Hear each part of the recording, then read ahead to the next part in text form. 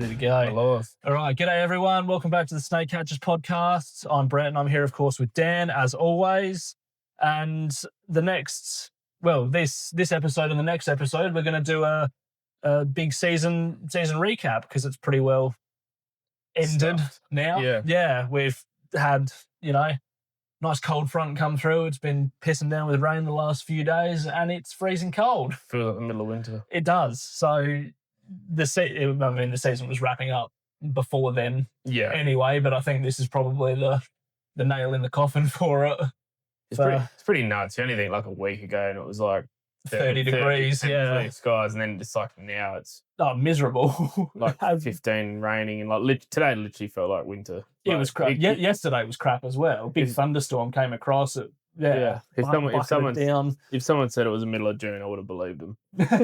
Not, the start of April. Yeah, exactly. Because last season we were still getting calls through April. Yeah. I think. I went away to Perth. That was like after Easter sometime. Yeah. And I came back in the day I got back.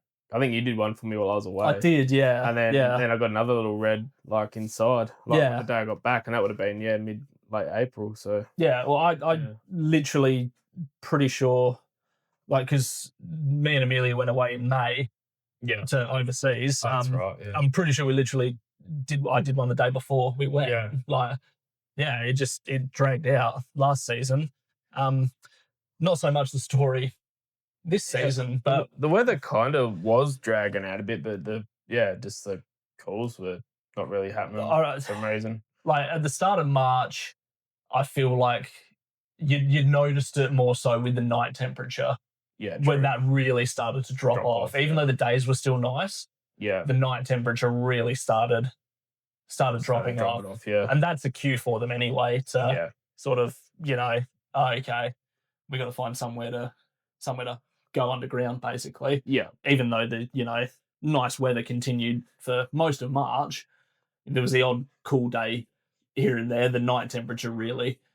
I wonder. It'd be interesting to know how they know. Like, whether whether like this time of year they've got their spot, and then they come out if they feel the sun's coming out or whatever, they come out and have a bit of sun, like, oh, it's all right today, and then if they get warm enough, they decide to go out. Yeah, but then obviously like middle of winter, they maybe they know once it sets in, but then they still come out and you see them potentially basking in the middle of winter. Anyway, they still come out. You get a sunny day, they're going to come out for a bask. So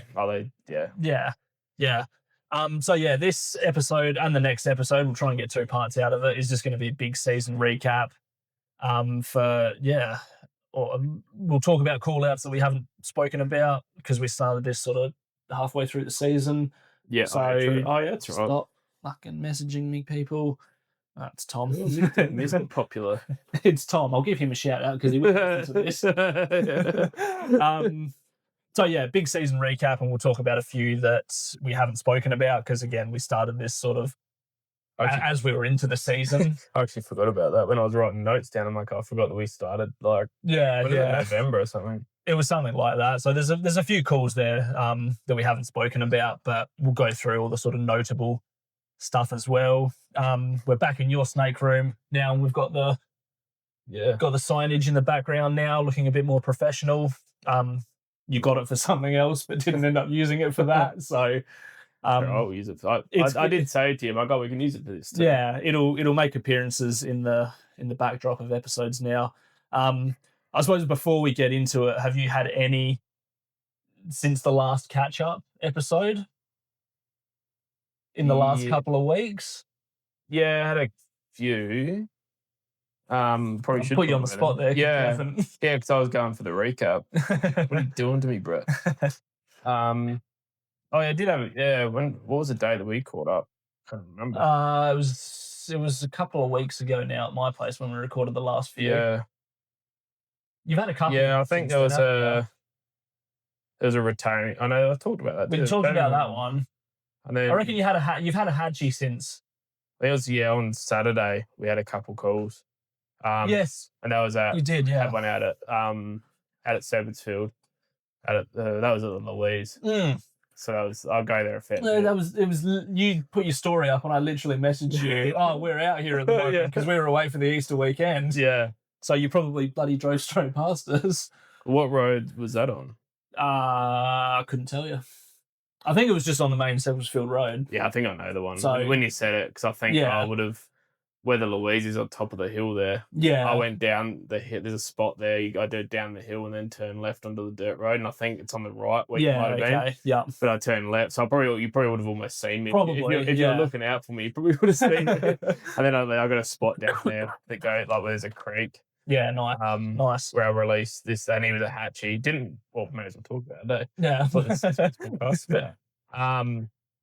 Yeah. Rocked up.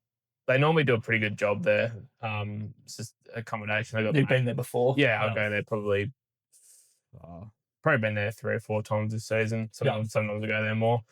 They normally, I don't think I've caught anything other than hatchies there for some reason. So it's normally like after Christmas. Yeah. That if I ever go out there. Yeah. The maintenance dude saw one. And they got like each set of units is like, it's like one building, but they got separate rooms. Yeah. And then in the back, they got separate patios behind them. They're like for each room. Yes. Yeah. And that's where we normally catch them. And they normally go between the the separation of the patios is like hollow underneath. So they just go straight under. Yeah. Anyway, so that's what was going on. And it's pretty much the same thing every time. What happens? I probably got there. I was sitting. I just finished lunch when he rang, so I got out there in like less than 5 minutes. So I thought, it'd be a fair chance, especially if it's a hatchie. Then got there and he sort of lost sight of it. Went in behind an aircon or whatever. Holes, and there was a hole going through there and cracks. Plenty of places that could go. Yeah. And then, sure enough, I'm like, oh, can you? Well, I saw this hole going through the wall out to the other side. I'm like, oh, can you just walk around there and just see if you can't see him out there, and I'll poke around here. While you do that. And then sure enough, the first little leaves, I scrunch up and nothing. Then he only jumps out of slithers out and did a little bit of a up and down, but then he sort of paused and that gave me enough time to get my bag and put my hand through the bag and get a handful of leaves and snake. And a snake, yep. In there. That was pretty good. Bit of a surprise because like I said, the call out's pretty much slowed right down.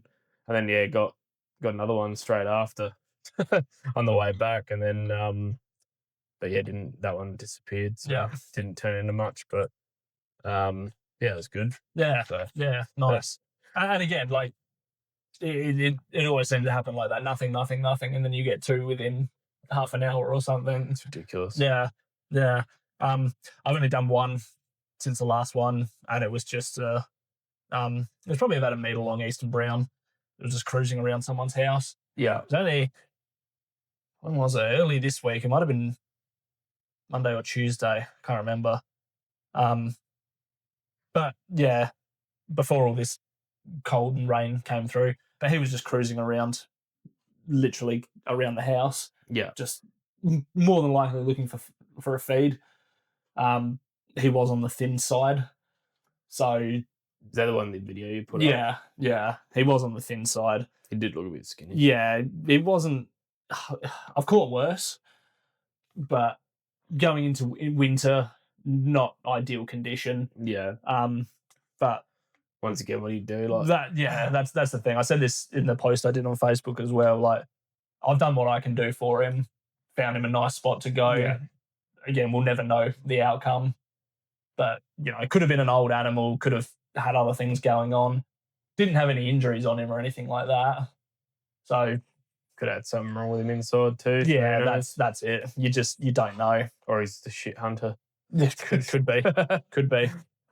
He's actually like a 10-year-old snake and he's only a man shit hunter. But yeah, that's the only other one I've had since the last catch up. Like we said, it sort of dropped off pretty quick from the last one with the weather coming in. It's funny how it does though. You think, the weather sort of hangs around for a bit and all of it just weird how it just changes like that. And then that's typical of Adelaide weather. Yeah. For you, 46 degrees one day and then 23 and raining the next day. Yeah. It's ridiculous. But yeah, fairly quick catch up on those call outs from the last one, because again, it's just that time of year where they're slowing right down. So we'll just we'll wrap it up there and short episode, 10 minutes. So the 25-26 season. I suppose we can go through a couple of things before we start talking about call outs and stuff like that. So rough numbers on call outs for this season, we're sitting on about the same from our call outs, which is just under 200 a piece. Yeah, which is pretty much it is on par. It's less than last. It's less than last season. But I was thinking about it, and it's really like that October, those couple of weeks in October last season, not last October, the one before, like last season, where it went off. When it was just stupid. Yeah, and that was really the difference of those 20 or 30 call outs. Yeah, absolutely. It would have been like literally almost a week or two where we just got smashed like that. Yeah, and then it's sort of that. And then that season would have. You look at the way when we got call outs, it sort of just evened out to normal. Yeah. Last season, it sort of October, November were really busy. Started slowing down going into December. Yeah. January was dead. Yeah. And then it picked up again going February, March, and April. Whereas this season has been more gradual. We kind of did ask for it. we did say gradual would be nice. Nice but then sometimes you just having a busy day is kind of cool too if you're just onto that, and it's normally when you got other shit on it normally happens. Absolutely. But again, like the weather's never going to be the same year after year, and it's normally the conditions from the season before plays a part in the next season, and and all that. So like last season with the Hatchies, most of them would have got cooked. Unfortunately, this season not so much. So, but that sort of goes down, down the line, sort of thing. Yeah, sort of. Yeah, you ended up with a few Hatchies this season. Yeah, which again was a lot more than last season. Probably a dozen. Yeah, a dozen. 12-ish or something. It might not seem like many, but it's more than last season. Yeah. Because again, it was just so hot and dry. Yeah. Last season, and everything cooked. And the call outs we get, just obviously me and Brett have our areas we do too. It's not like, I've never been out here. I never expect to be as busy as what they are in Adelaide and that sort of state in the suburbs there. Yeah. And to be honest, I wouldn't want to deal with that anyway. It'd be a lot. It is like where we are here, it's just a good amount. And like we said, we just sort of don't do it. But I mean, it's full time, but it's not full time at the same time. Like we don't rely on it as such, like we talked about before. Yeah. Which is, so which means it doesn't bother us too much if we're not flat out, but it is kind of fun to be flat out sometimes. It is, yeah. It ebbs and flows. Sometimes you do, buddy. 5, 6, 7 calls a day.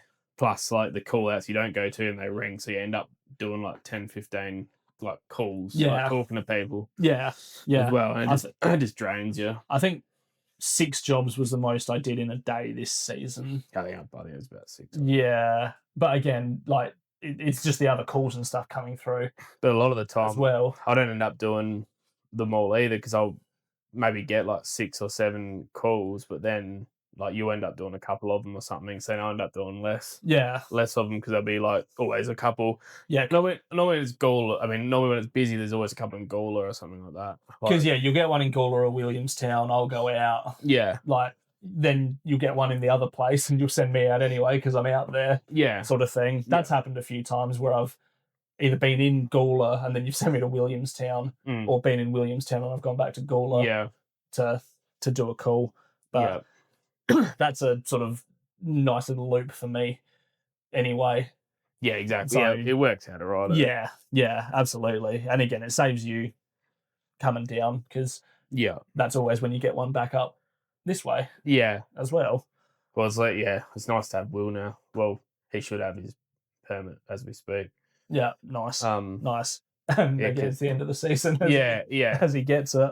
Like I wanted him to, get a couple in just to sort of get a feel for it before we go because it'll be chaos straight into it again, sort of thing. At least, I mean, it is sometimes. Otherwise, sometimes you get like September and shit where you just get the odd couple. So yeah, it might not be like straight into yeah. it. It's funny that you bring up September. I did more in September this year than I did last year. Yeah, but I did less in October, November. Yeah, which is when you'd think you'd do more. Yeah, but then I think I doubled my numbers in December from last year. Yeah, right. This season, Yeah, it was weird. That's interesting. Yeah, but again, the weather plays into that a lot because we didn't really get that first spring until December. Yeah, really. Yeah, So it makes sense that the numbers went up. Yeah, Then, compared to October, November. But yeah, so we both ended up sort of just under 200 calls. Yeah, roundabout, which again, numbers were down slightly from last season, but it's never going to be the same. Yeah, And again, the areas that we're in,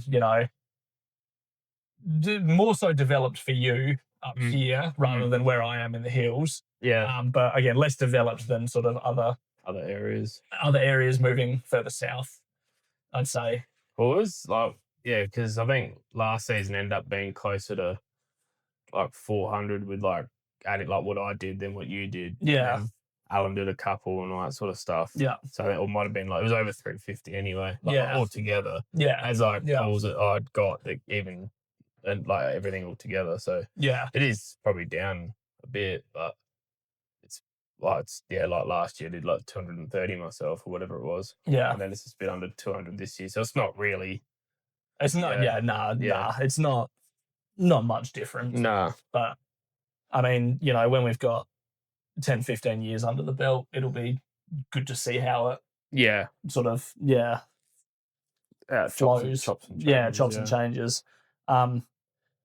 So, going sort of on from there, I suppose we'll talk about a few call-outs that we sort of hadn't spoken about before. I should have actually looked into that. What ones we didn't actually.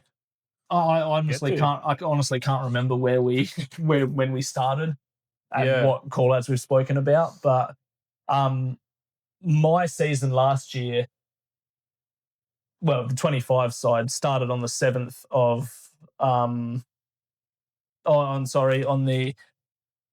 I've written that down wrong. It started in July anyway. I had one in July last year. Yeah. Literally just renewed the permit. I think I just literally got back from Darwin as well. Yeah. And I remember the day. It was absolutely pissing down. It was the worst day there could have possibly been. Yeah. And someone was doing some construction and they dug up a EB. Dug him up. Yeah. He wasn't out or active or anything. No. So yeah, my season started in July. Which was unexpected for that time of year. But that sort of stuff does happen every now and then, middle of winter in particular, you're doing some construction work, you dig up a sleeping snake. Yeah, basically. Yeah. And that's what happened here. There was an old place that was getting taken down. It was like quite an old place, and the brickwork was sort of going into the ground, and this snake was just at the bottom of the brickwork under the ground that had all been dug up, and he just come up with everything else. So I went out and got him, and it's almost harder when it's cold because you got to find somewhere where they can crawl back into. Yeah, literally. Like you can't just let them go like in a bit of habitat and they'll just find their own way. No. But if you let them go, they're just going to sit there and you're like, oh. Yeah, I can't leave him. No.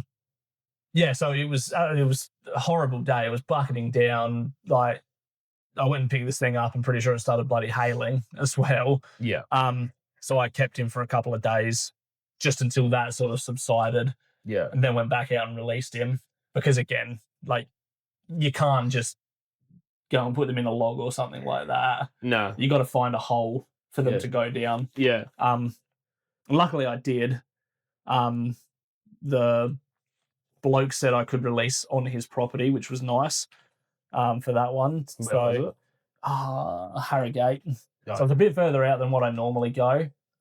But circumstances, you're like, middle of winter, cold snake. Yeah, I'll go and do it. Yeah. So yeah, I went back and released on the same property. There was what was it? Like this place was right down the bottom of a hill, and then there was a creek that sort of ran through, and then a bit further up, sort of the property, there was some old shearing sheds or something like that was there. And he said you can go have a look around those if you want. And I did, lifted up some bloody old rubbish, and there was some mouse holes going down. Oh yeah, so I just put him down one of them. Yeah, no. And that's like the best you can do. Oh yeah, too. In a situation like that. Especially if you find a rodent hole, you can't complain with that. Yeah, literally. But again, like we never know what the outcome's going to be. I can only assume that he went down there and then spent the rest of winter down there underground after being disturbed. Yeah. But yeah, that kicked off my season in July of all times. Yeah, I always tend to get a couple in August. I only got one this season, and one in August this season. But what was that? Any in August? No. After that, mine started in September. Yeah. This one was didn't think, like, if this is the middle of the season, I wouldn't have got him. Like it was a bit weird. Like, it's obviously like coming into. It probably would have been. I had to look up what the actual temperature was, but it wasn't cold, but it was still like August. You're thinking, yeah. Anyway, like it was sitting on a step in this bloke's front yard, and I got there, and he's like, "Oh, is it still there?" He's like, "Yeah," and then I'm thinking, like in my mind, like, oh, middle of the season snake, this thing would just take off, or just where it was would just pull back into the wherever it came out. It was just out of where it was. He'd seen it a number of times. Yeah, and it's going in and out of this spot. And like, if I might think, if I'm not quick here, he's going to go back in. I'm thinking in my head on the way there, I'm like, I'm going to approach it and everything. Then it's always when you think almost too much about it. I got there, and then I tried to sneak up on him, and then he sort of noticed me. I'm like, oh shit, and then I realised, and I had a split second where I realised, I'm like, oh, he's cold as. Like, I went to move, and he's just like, that little like whip they do. Yeah, they don't have enough energy to go. I'm like, it's all right. I'll just go and grab him. Just grab him. Like, he was fine. Like, he didn't move, but that was the first one. Yeah. And then didn't get one until the start of. I don't even know. I haven't got anything written down for September. I'm not sure I did any in September. Surely you done something in September. Well, you sent me to jobs in September, so you were getting calls. Yeah. Not sure if I actually got a snake, though. Oh, it might have been. Yeah, I don't know. I haven't got one written down here anyway. So. That's all right. I'll go on to one. From that one in July, my next started early September. I did one on the 4th, 2 on the 4th, actually. And then, sort of a few through September, but probably the most notable one then. I think I've spoken about this one. I was speaking about the situation. The one in Gumaraka in that moss rock retaining wall. Older lady called me, seen a snake basking by this retaining wall, and she saw it go under one of the rocks. Yeah. Like, I can come out and have a look, but might be a chance that I can't get it out from wherever it is. It's like, no worries. Can you just come out and sort of see what you can do? I'm like, yep, cool. That's all good. So get out there. Yeah. Big moss rock retaining wall. Fun situation. She was standing out there watching the area, and she said, I went under there. So I sort of poked my head down, shone the torch in, and it was just sitting under there. Oh, okay, cool. He's there. Yeah. We've established that. From that point, I got one of the little coat hanger hooks out of the car just to see if I could coax him out easily from that point. But I ended up, as soon as I touched him, he went further under the rock, of course. But where this rock was sort of situated, unless there was a hole under there, you'd see it come out. Yeah. So, okay, he's there. We've established that. Again, unless there's a hole under the rock, we should be able to see if he does come out. Yeah. So sort of, tried a few different things on that one. Tried flushing from the sort of top side. Nothing happened. Tried getting the wire under there just to sort of see if I could manipulate or just touch him to see if he'd show himself. Again, nothing happened. And this is where I had the brilliant idea of getting the car jack out of the car. Because where this rock was sitting, there was literally a perfect gap that I could just sit the car jack in. Yeah. Between the bottom rock and this one, and just lift it up. Yeah. And I only needed to lift it up an inch. And I shone in, he was sitting there, and I literally poked the hook in, and he came shooting out. So, yeah. Again, getting use out of something that definitely wasn't meant to be used in that way. No, yeah. But you got to improvise. Good thinking, when you're on jobs like that. Because again, there was no way I was moving this fucking rock. Nah. So, yeah. That was a good one to sort of, again, start the season. Start proceedings. Yeah, that's it. I think the other one, starting in October really. Unless I missed something there, but anyway. There was that one it was Gawler Belt at the bottom of this. This is a multiple rescue on this one. There's a empty swimming pool. Oh, yeah. And there's a little bit of water in the bottom, just residue, rainwater. Got there and it was near like half. Yeah, it would have been like 300 or 400 long or something like that. Yeah. At the bottom, so he's still there. I'm like, yeah, it's sick. Got down there and there was like 10 ducklings. Oh, that's right. Yeah. And and the lady was worried about the snake biting the ducklings. And don't worry about that. Like, I mean, they might have. The ducklings got scared and went towards them without meaning to. And but nothing's gonna happen. I got down there, got the snake, and then managed to catch all the ducklings too and pull that out. So that was that kind of felt like my first proper call out, I think, that one. Yeah. Because before that it was again, you get the bits and pieces sort of start coming in before that. Yeah. And then it must have been I can't remember that one. Anyway, there's I got one written down. I'm like, I wish I could remember what that one was. Oh, that was the well one. Oh, yes. One in the well that I got out. That I had to put I wouldn't have talked about this one either. Yeah, so it's like the back of this house and this bloke, like weird bloke. Anyway, told him over the phone, no one was there. So he's just telling me to ask me to get it out, and there's no one there at the house or anything. Like, rocked up there and had to put the well would have been probably like 3 maybe 4 meters down. Decent, yeah. He was down there, and this bloke's like, "Oh, how would I even got in there?" And I'm like, "Well, for one, it's an open hole." He's like, "Yeah, but there was something on top." I'm like, "Yeah, a pallet that's got gaps, massive gaps in it." Yeah. Made no sense. Yeah, he couldn't grasp, couldn't comprehend that. And there's more to that story too. I put had something in my ute. I think it might have been a broom or something. And I put duct tape the broom handle to my hook, and pulled him up and managed to. I think it was coolish, so I managed to actually. Yeah, I think he sat on the hook, or I had my bag. Got him off the ground a bit, and then I had the hook in the bag under.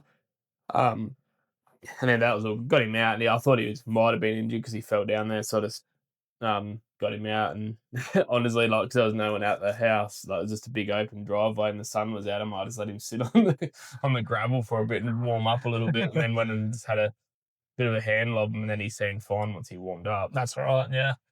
And then must have been a couple months later, literally a couple months later, that same bloke rings me back. He's like, says who it was. I'm like, oh yeah, what's going on? He's like, oh, what do you think's going on? I'm like, what? He's like, oh, I got a snake in the well again. I'm like, yeah, I'll come out and get him out. And he was happy with the first time he'd paid the call out fee and everything, and then this time he's having a whinge about it. And then I'm like, well, and then he didn't say it, but he's getting at me. He's just like, oh, why did that one come back? I'm like, it would not be the same steak, mate. It's not the same steak. No chance. That far apart in the way. And anyway, long story short, I got the other dude from Gawler to go out and do it. Sorry, I forgot your name, mate. Sorry, but Gawler snake catcher. And yeah, he went out there, and then the bloke started having taken a cheap shot at me for the same what the probably said to me. Yeah. And then he defended me and said, "Nah, there's no way." Like then he's just like he looked at my video and then looked at it, he's like, "It's not the same snake." Like he said that before he even called. He's like, "It wouldn't be the same one."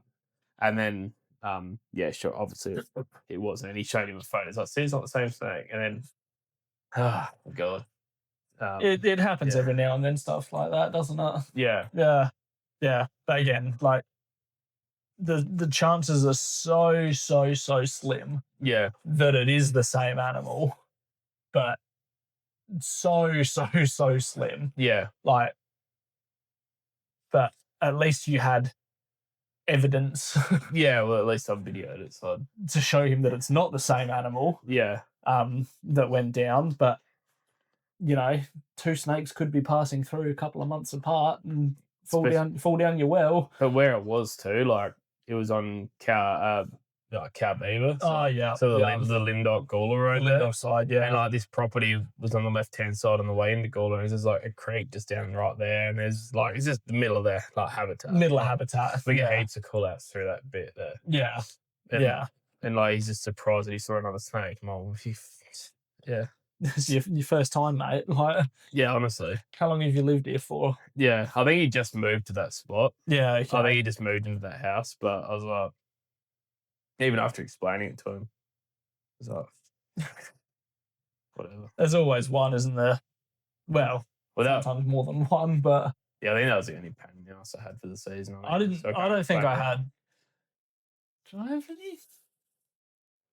I don't think I did. Not compared to. There was only a couple last season. Yeah. But not. Nah. There was that one old woman last season, the Hadji that you sent me to in Gawler. Oh, yeah, that's right. That I get there, get it, and say, "Oh, how would you like to pay?" And she's like, "Excuse me? I'm on a pension. I can't afford this." And blah. And she just went on and on like an absolute child. Like, honestly, if you just said, like, "Oh, sorry, I'm not sure if I can afford it," I probably would have just said, "Don't worry about it then." Yeah. The fact that she carried on like a fucking child. Yeah. It's like, no, I want to charge you now. Fuck yeah. That was my fault too. Because I didn't tell. I'm better at that now, but I'd be pretty not good at like having the whole like spiel going like fees and stuff. We've all done it, especially when you're getting a number of calls at once and you're just trying to organise them all out. Yeah. But yeah, it's obviously in my spiel now. So that was the eliminates the worst one from last season. Yeah. But it's like literally, if you'd have just said, "Oh, I'm not sure if I can afford that. I want a pension and all this," and I'm like, "It's all right. Don't worry about it." Yeah. But again, the fact that she acted like a child. Yeah. No. Fuck yeah. Yeah, pretty much.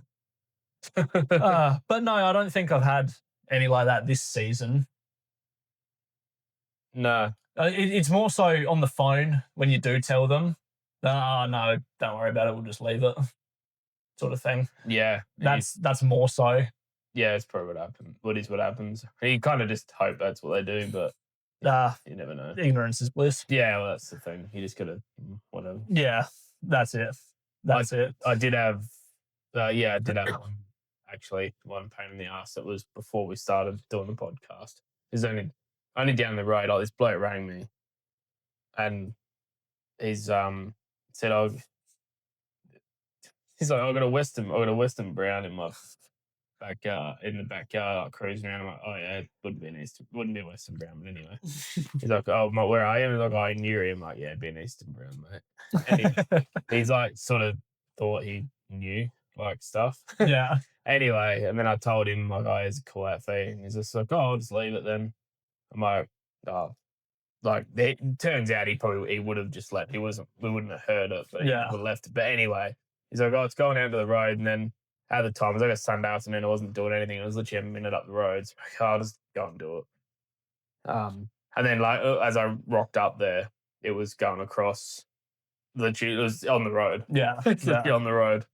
And caught it and all that. And I was sort of a bit short. This dude was out there watching it still, and I was just a bit short with him, and like, literally said, like, explained to him why we charge a call out fee and stuff. And then he seemed all right, like fine, and then like turns out he's like a fly in, fly out worker.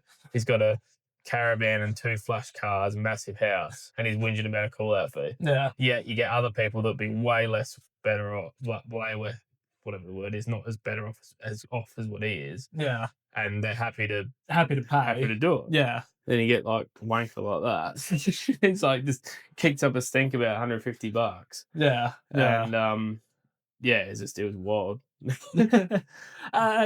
Again, like, yes, we charge a fee. It is a job. Yeah. We need to charge for it for numerous reasons. Yeah. Like, permits, insurance, all that sort of stuff, not to mention equipment and all that side of things. But now, fucking fuel as well. Lucky it's going out of the season. Yeah, I would have had to put my fees up if it... Oh, you would have had to. Yeah. It is handy because, it's, come at the right time. As long as it doesn't hang around, which it probably will. It probably will, but we'll cross that bridge next season when we come to it. Yeah, exactly. But yes, it's a job and it's a highly specialized service that we offer. Yeah. So yes, we charge a call out fee for it. Yeah. Like that's just the end of it. I think the thing is like because we don't come across it that much. Like most people know that anyway. I got it like a lot more this season. People were asking me before I actually told them. Yeah. Like, oh, how much do you charge? Yeah, I've had that a bit. It happened a lot more this season than it did last year. And the amount of people that are surprised, they're like, oh. Like, oh, is that it? Yeah, because obviously probably got... Oh, because I rang this other mob and they wanted to charge me $350. Yeah. Oh, no, I'm not going to take the piss. Yeah. But that happens a bit as well. Yeah.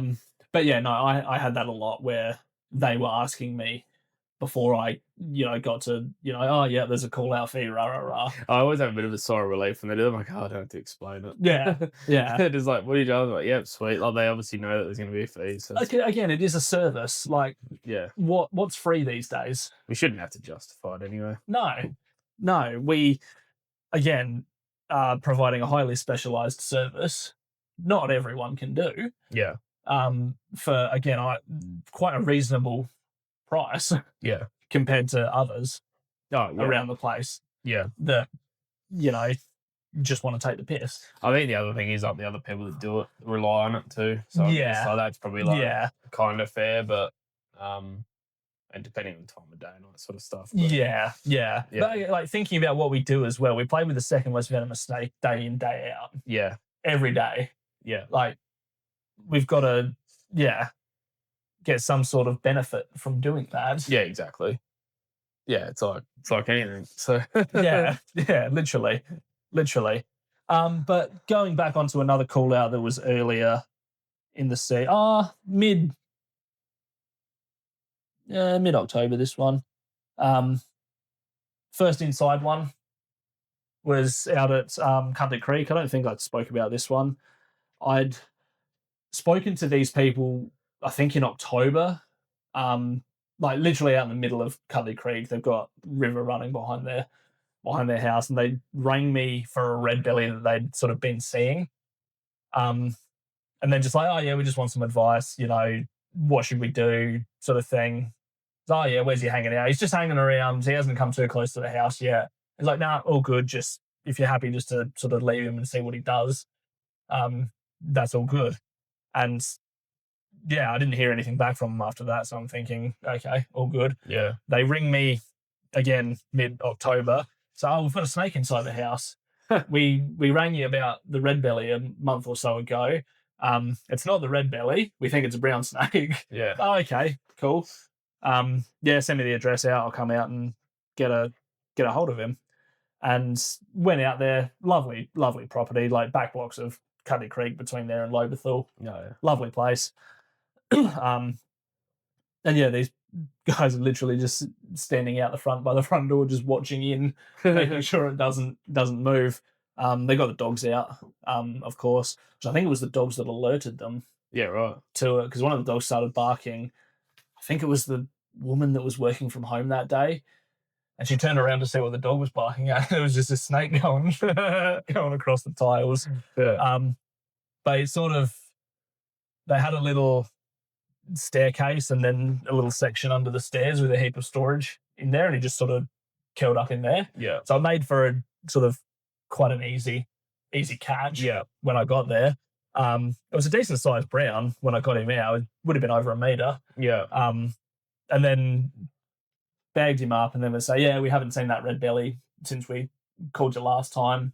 He must just still be hanging out down by the river. And I said, yeah, we'll give you a buzz back if we see him again. Yeah. So at least I got to find out that side of it as well from the call out, which was good. Yeah. Again, they were pretty happy to, get the brown out of their house. As most people would be. And again, they live like big property, so I literally just went to the end of the driveway, which was, again, still just about at the distance we're allowed to go anyway. Yeah. Right. And let him go. So, yeah. Yeah, nice. There was their first inside job of the season, that one. And then I'm pretty sure I did one not long after that for you in Gawler for a small brown that you sent me out to. It was around that time. Yeah. Yeah. Went out to that one and it was literally just cruising in our living room. Yeah, right. Yeah. Yeah, it would have been around that time. Yeah. Yeah, one of them maybe. But yeah, first inside job of the season. There wasn't heaps of inside jobs.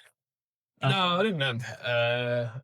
I'd have to actually look through what I had, but I don't think I had heaps. Nah. Again, not compared to last season. But there were weeks there when it was hot as and we were waiting for it. But it never... That's the other thing. Like the night jobs, there was a few, but nowhere near as many as last season. No, like, I remember nights last season where you'd send me out. I'd get another one at my end on the way back, and then you'd send me out somewhere else again after that. I'd get home at like 1 a.m. or something like that. Yeah. But that just didn't happen. No. This season. Like there was a couple, but there wasn't a night this season where I did more than one, I don't think. Yeah, I don't think. Not when like night, like after. No, not after dark. Yeah, after dark, yeah. When you're... Which is like 9 o'clock.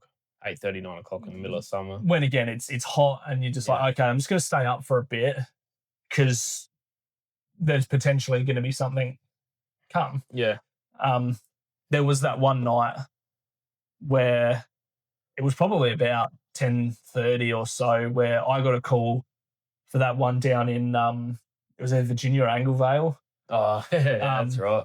I passed on a few other numbers of people closer. Yeah. 10 minutes later, I got another call like 5 minutes up the road from me. So I ended up going out to that one. Yeah. Did you call me after that? Yeah, I called you because that lady rang me. Yeah, but I didn't pass on your number. No, that's what the weird thing was. Yeah. Then I was like, that's why I started thinking, okay, what's going on here? Yeah. I thought something was up. That's when I rang you because I was heading out to it. Yeah. And then you said, what happened? I'm like, oh. And then I got there and that was a snake behind it. It actually took a little bit of a while to get out. It was like edged behind a garden shed and a fence. Yeah. But I talked to the guy after. He's just like, the other ones he rang just couldn't. One of them was further away, and a couple of like. Because I sent Roger, all my northern suburbs contacts. Like, yeah, it was weird. Obviously, just didn't want a bar of it at 11 o'clock at night. Yeah, I know. She said Roger was in hospital, I think, which I didn't realise at that point. No, and then don't know. I can't remember what they said about the other ones, but either they weren't keen or I don't know. It was kind of an easy one, and they ended up calling you. So. Yeah, and I mean, it only takes me 20 minutes to get there, so 20, 25. Again, it's closer to you than it is to. Well, it's quicker for you to get there than it is for me to get there because you just go straight down the highway. Yeah, it's 110 the whole way. Yeah, and I have to go through all the backlogs and through the hills. So I remember when I've got it, I'm like, I like the side. I'm like, I'll go and do it, and I'm like, I'm thinking about how far it is, and then I walk out and I said to the missus, I'm like, okay, I'm gonna go to Anglevale. She's like, well, how far is that? He's like, 20 minutes. Like, oh, okay. There you go. It's like going to Linddock. Yeah. Like that's a weird thing. It takes 20 minutes to get to Linddock from here, and then 20 minutes up the highway you get to Anglevale. To get to Anglevale. Yeah. So But yeah, you went out and did that one. I was on my way to another call. Yeah, at the same time. Yeah, pretty well. That's right. It was late-ish. I'm like, I'll just ring Brett, and then like I rang you, and you can hear that you're in the car. Yeah, like, you're obviously doing one. Yeah. It was like 10:30, 11, something. Oh, it was like later. That. Sorry. Yeah. Yeah. Right. But yeah, that one that I did was inside. Obviously had gone in there to cool down during the day, and the bloke found it. Oh, again, I think it was his dog that alerted him. Yeah. And it was just under a dresser in the lounge room. Yeah. This dresser was full of plates and stuff, and it was very heavy, so it was not movable. Yeah. Which was awkward. And wasn't a huge snake, wasn't small, probably 3 foot. Yeah. But he just kept sort of going from end to end. I just had to try and poke him out. Yeah.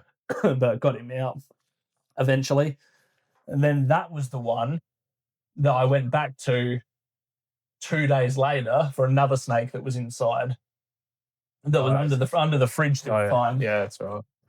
I think I have spoken about this one, but yeah, that night one I did, which was all good. And then got a call literally 2 days later. It was still stinking hot at that time, for a second snake that had gone in and was under his fridge. Yeah. And then go back out and pull the fridge back, and there he is, just curled up. Yeah, curled up behind the fridge, trying to cool down. Yeah. So 2 snakes, very similar sized, not the same animal. Sure. Because I could show him. The second one had that much of his tail missing. Yeah. At least you could show off the end, and I could show him. But he honestly wouldn't have probably cared if it was. He was just happy to see it out. Yeah. So he was good. That bloke. And again, 2 quick jobs. 2 easy jobs, 2 inside jobs. Yeah. Doesn't much easier than that. No, not really.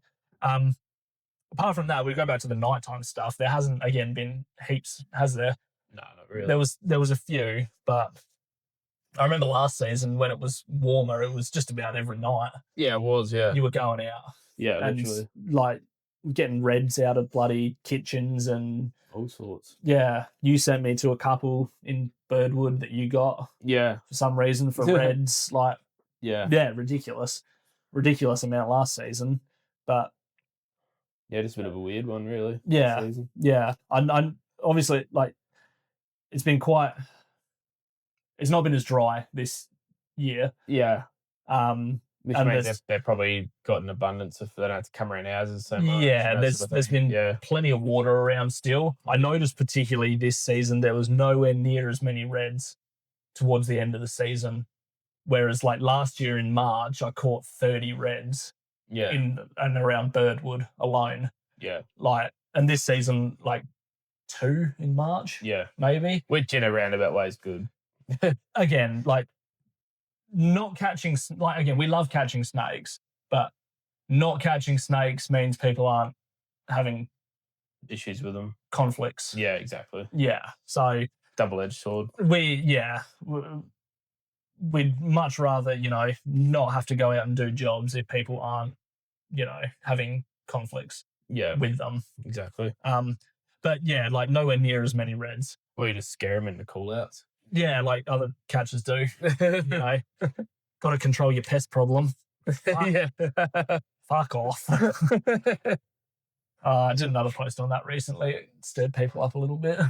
Yeah. That was quite good. Been good at that lately. The old pest controller. But you got anything else for us? I do. I'm deciding what I'm going to drag into the next one or not. I got one that was early. I'll talk about that one. Yeah. Because it would have been before the podcast too. Yeah. Red belly number 1 in the Weber queue. This was, I swear that was September. That was early. That was the first one was early. Yeah. Is that the one that Will did, or did he do the second one with you? He did the second one. He did the second one. Yeah.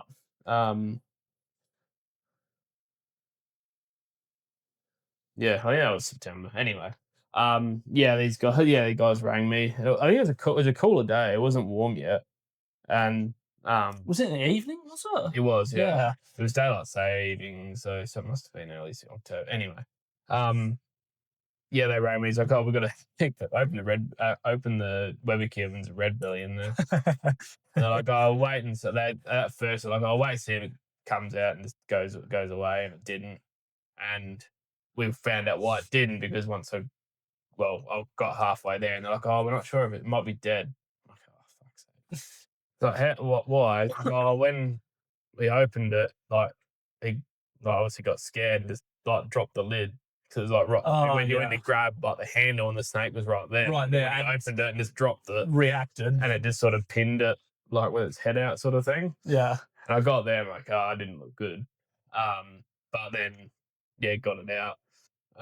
Obviously fairly easily. And luckily it sort of, from what I could tell, it just sort of pinned him and didn't do any structural damage from what I could tell. But I did keep him overnight just to check on him, make sure he was all right, but he seemed fine. He was probably only like maybe 3 foot. Yeah. Maybe that. But in good looking snake. Good nick. Yeah, it's good nick. And they like literally like the creek that ran. It wasn't much of a creek, but it was a creek, and it was probably 15 meters away from the house, sort of thing. Which is, standard. But that was a positive one too, because they literally, talking to them after, they said like, we obviously never used to call anyone. One, because like not as people not as known as what it used to be, but they said they just used to kill them. And she's like, yeah, but I saw been like following you on Facebook, and it's changed my mind on them. So now, we just either leave them alone, or if we need you, we'll just call you. Yeah. So that was like another. That's the best case. Yeah, she literally said like they literally changed her mind on them. Like she still doesn't like them. She like understands them. That's all that we try to do. Again, that's why we go so hard on the socials. As well, is to show these animals in a different light compared to what people think they're like. And it's really easy to stir up boomers. It really is. It really is. Like, you don't have to do much. I literally posted. Here, look at my brown snake. Kill it. I was going through my phone because I did a couple of posts this week. I was looking for release videos, and I found one that I hadn't posted yet. I think it was a call out I did for you. I remember the spot. I think it was out Williamstown somewhere. Well, you could have tagged me in it then, mate. I need the traffic. Oh yeah, absolutely, you do. But I'd released this snake, and I was filming it, and it was just sitting on my feet, and I was just filming it. I went straight between my legs, sort of went around my boot, and just kept going. Well, that'll be a good one to post. That always gets views. That'll trigger people. Yeah, and I think it's on like 250,000 views now. Like you literally know that's gonna trigger something. Yeah, I just the similar one from that call out we were talking about before at night time at Anglevale. Yes, that one. I went to release him. Yeah, that was a good one. And he came, and I think he went to go away, and then he went away, and then I'm like, I'm gonna get my phone because I feel like he might come. I went and got my phone and just sat there or just stood there, and then he literally did a U-bolt and came back through my feet. And it was just like, yeah, that's gonna get views, and I think they got like 300,000 or something like that. Yeah, you just know which one. Like even like, or you worked it out. Like the snake room videos always get views for some reason. Yeah. And it's not like it is annoying because like you can put a lot of effort into like an educational video and it'll get like normal amount, and then you'll just film a brown snake flicking its tongue on the top of a bin. Yeah. And it just goes nuts. Nuts, yeah. Yeah. Or you just get your nearly 4-year-old daughter to hold a wong pipe. So good. The thing that I couldn't fathom with that. So yeah, everyone like listening or whatever, like I posted a video of Hallie, my daughter, holding a one of these guys. That one there. And like placid as, like I've had him for years. I know exactly his temperament and all that sort of stuff. And I'm like, and she wanted to hold him, so I got him out and had him on the lawn, and she's picking him up and holding him and all that. I'm like, I'll get a bit of a video. I'm like, oh, that's actually a pretty good one. And I'm like, oh, I don't like posting photos of like the kids on Facebook, but like you could see, talk to the wife about it, and her hair was over her face and that a bit and stuff, so it wasn't too bad.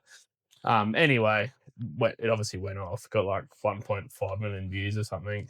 I think comments on there just like I stopped looking at them, but I'm like, you get sometimes you get notifications and you can see the start of the comment without going into it. Yeah.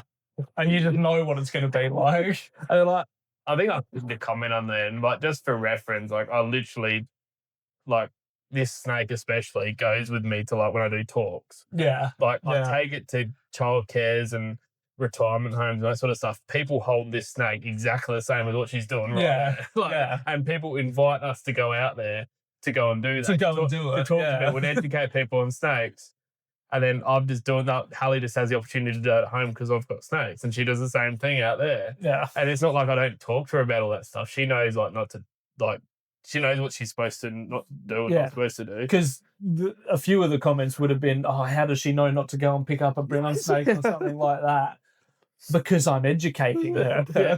And then I was thinking about that too. I'm like, well, if a kid knows, sees a snake and knows what to do, or at least can be calm around a snake if she sees a snake, there's way less chance of something happening rather than if, say, a kid that the parents have just drummed it into them that snakes are going to attack them and chase them. They see a snake, they're going to freak out. And if they're in close proximity to it, like there's a chance a snake could be like, oh shit, and just react. Yeah, and react to it. Morons on there anyway.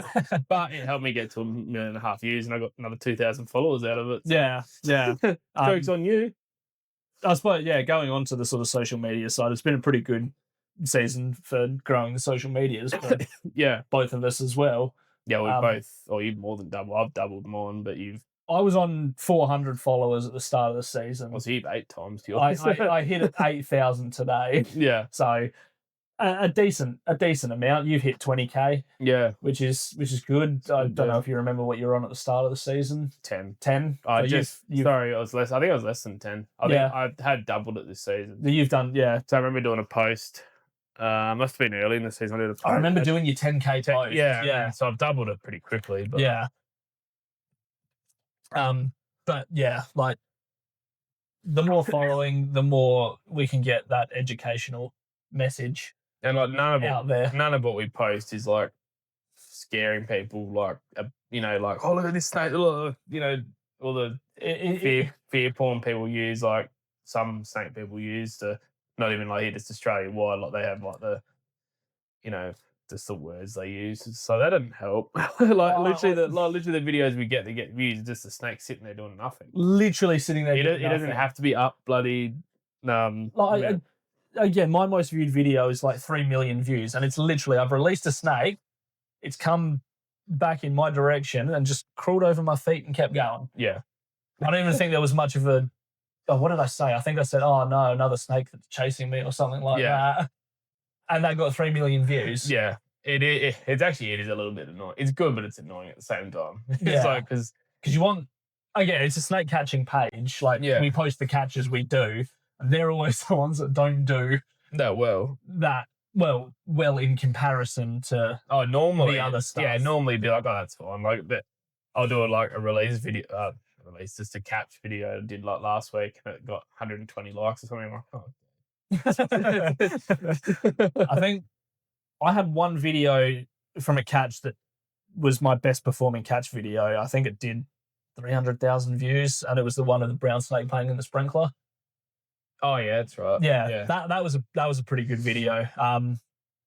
I've spoken about it, but I'll talk a bit more about it in the next part of this because it was one of my favorite catches. Yeah. For the year, but again, it's been a pretty good season for the social media growth. Yeah, as well. Yeah. I'll hit 10K hopefully in the next month or so.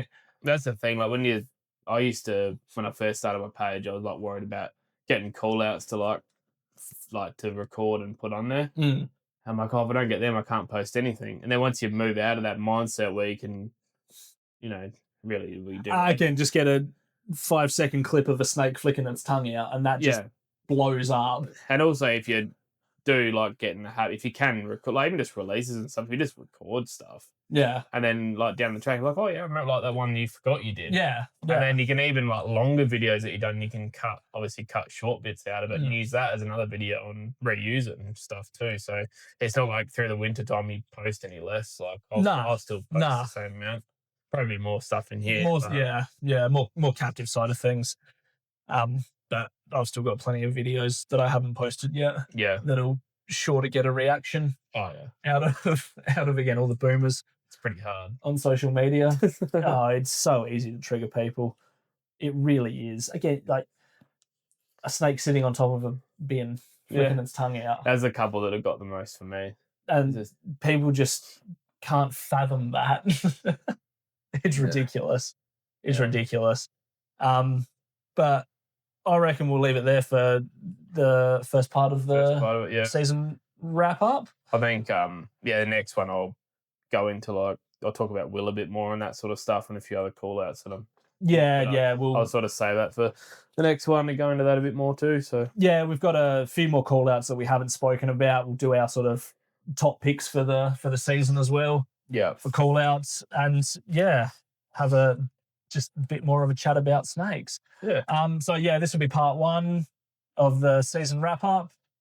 We'll do part 2 right now, certainly as well. But thanks for listening, everyone. Make sure to like, comment, share, subscribe. And we will see you in the next one. Thanks for listening. Yeah.